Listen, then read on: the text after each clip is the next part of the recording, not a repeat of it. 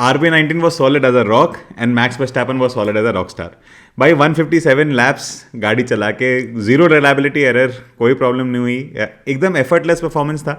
उसके बाद उन्होंने फास्टेस्ट लैप भी कॉन्कर कर लिया. एड्रियन न्यूए की RB19 जब हमको दिखी तब I think a lot of parts were visible, but सबसे आइकॉनिक पार्ट एंड सबसे first recognisable part was obviously the side pod. जैसे पिछले साल था, इस साल भी है. तो साइड पॉड ना बहुत ज़्यादा एग्रेसिवली डाउन टर्न लेता है, और उसका जो इनलेट भी है ना वो ऐसी शेप के अंदर है और इतना ऊपर है, प्लस उसने जो इनलेट और जो इनलेट के अंडर सेक्शन के अंदर जो फ्लोर के बीच का स्पेस है वो और बढ़ा दिया है. इनफैक्ट पूरी RB19 ही ऐसे लग रही है कि RB18 का एक इवॉल्व वर्जन है, एक सुपर सियान वर्जन, जैसे नहीं होता ड्रैगन बॉल जी के अंदर बोलते थे, वैसा वर्जन लग रहा है. मतलब एक ऐसी गाड़ी ने जिसने 17 आउट ऑफ 22 रेसेस जीती 2022 के अंदर, यार उसको और क्या चाहिए यार. एस्टन मार्टिन के न्यू रिक्रूट और 2 time world champion Fernando Alonso second position पर जरूर है, बट उन्होंने काफ़ी स्ट्रगल किया अपने गाड़ी के अंदर सेकंड हाफ के अंदर, जब वो गाड़ी चलाने भी लगे तब.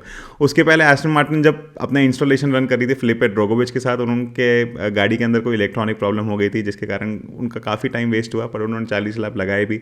उसके बाद जब फर्नांडो अलोंसो आए तो उनके फ्लोर के अंदर डैमेज हो गया था, पर उसके बाद भी जब वो आए तब जब वो I think race runs simulations कर रहे थे, तब उसके अंदर ही was fighting with the car very much.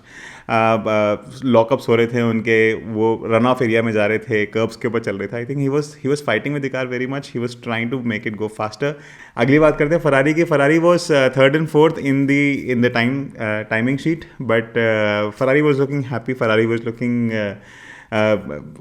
surprisingly very reliable. There was no major issue in Ferrari.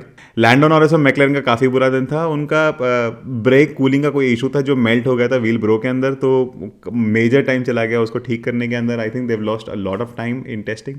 Toto Wolff काफ़ी हैप्पी थे अपनी W14 की परफॉर्मेंस से. He was quite optimistic as well for this year's performance of the team. At least first day देख के तो ऐसा लग नहीं रहा कि मर्सिडीज़ के अंदर कोई इशू बाकी है. आई थिंक जो FIA के रूल रेगुलेशंस चेंज हुए हैं फ्रॉम 15 मिलीमीटर राइड हाइट सबकी इंक्रीज हुई है, वो भी शायद हेल्प हुआ है. पर आई ऑल्सो थिंक दैट किसी ने ना इतनी अपने पैकेज को इतना फोर्स नहीं किया है, परफॉर्मेंस रन्स नहीं दिए हैं, क्वालिफिकेशन रन्स नहीं दिए हैं, सिमुलेशंस नहीं हुए हैं. तो आई थिंक अल्टीमेटली अगर आपने टेस्टिंग सेशन मिस कर दिया तो ज़्यादा लोड लेने की ज़रूरत नहीं है. ये टेस्ट हर टेस्ट की तरह था, repeated, data oriented and quite boring.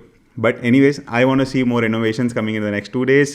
देखते हैं क्या होता है. बाहरिन का ट्रैक भी इवॉल्व होगा, हमें 1.32 सेकंड 1.32 मिनट से और बेटर टाइम देखने मिलेंगे, I am sure. But anyways for the next time guys, ये मेरा छोटा सा एक रिव्यू था, बिकॉज अभी पूरा दिन हो गया, 8.5 घंटे प्लस एक ब्रेक हमने देखा था. So it was a small review by my side. Please tell me in the comments if you find something that I didn't. Till the next time guys, please take care of yourself.